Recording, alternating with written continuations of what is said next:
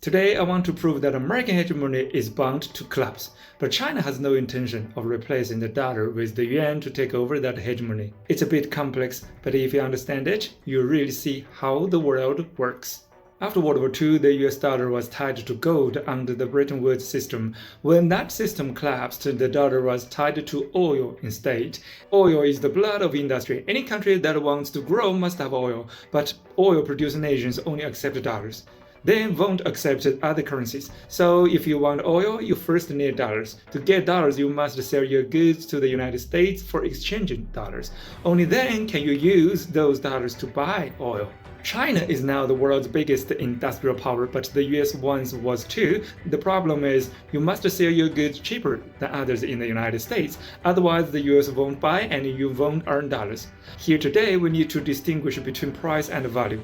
The value of $1 is $1, right? And if you tear it in half, both halves are worthless. But if you take 1 kilogram of iron and break it into pieces or grind it into powder, it's still worth the same as 1 kilogram of iron. Its value doesn't change. So in trade, both sides exchange at the same price, but not at the same value. A printed $1, let's assume that a piece of paper that costs about 10 cents to produce can be exchanged for real goods worth of $4. The 90-cent difference is like a seigniorage or a kind of tax, a hidden profit from the US. In other words, the US spends 10 cents and gets 90 cents worth of real value. Through this mechanism, the US uses the dollar to harvest global wealth, financial hegemony built on a kind of legal robbery. For decades, the US has lived well by effectively taxing the world, but there's a flaw. A country that dominates global finance must run a trade deficit because it leads to send dollars abroad. Industrial countries, by contrast, must run trade surpluses to earn those dollars. When the US runs a deficit, it buys foreign goods, meaning fewer people buy American goods. Domestic industries fail, workers lose jobs. Look at Detroit. If the US were to run a surplus instead, the rest of the world wouldn't have enough dollars to buy oil or trade internationally. That would also break the dollar system. In short, financial hegemony always destroys domestic industry. It benefits a small elite while hollowing out the real economy, leaving most American workers unemployed and angry. As you can see the US today, that's why you now see half of America opposing the other half. The true victims are American workers and manufacturers. Those factories have long since moved overseas. Modern wars are won with industrial strength and logistics. When industry collapses, it weakens the military, and that weakens financial power too. This is the key point of this logic. Military power creates financial power. Financial power destroys industry. Industrial collapse destroys military power. Military collapse destroys financial power, and that brings down the empire. You should know this is a material process. It doesn't depend on will or ideology. Financial hegemony will inevitably end. Now flip that logic around. To keep financial hegemony, you must first keep military hegemony. To keep military hegemony, you must keep industry strong. But the price of financial hegemony is industrial collapse. You can't have both. The only way to avoid collapse is not to chase financial hegemony at all. But the US chose finance over industry long ago, and that's why its decline is inevitable. Sooner or later, the system will collapse itself, just as all people eventually die. When that day comes, all the seigniorage the US took from the world will have to be paid back.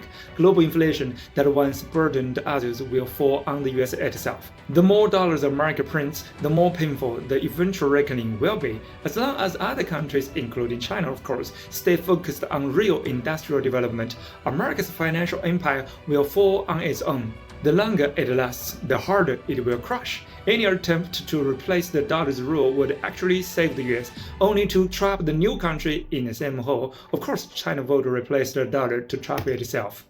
In the end, all hegemonies are illusions. In a material world, the true core of power is the ability to create real value, that is industrial capacity or productive power. The nation that masters advanced production will always lead the world. Hegemony is only a byproduct of that. Once a country loses its productive strength, it loses its power. China understands this very well. That's why it doesn't want financial hegemony. The world doesn't need another reserve currency. It needs to move beyond the concept entirely. For China, there are three choices. Number 1, reject currency tax. Don't export inflation or exploit others, even if that means refusing easy money. Number 2, build barriers so that foreign-held yuan cannot easily flow back into China. Number 3, or best of all, make all major currencies serve as world currency together, spreading inflation equally so that no single country can exploit the rest. But it's a fantasy, unrealistic.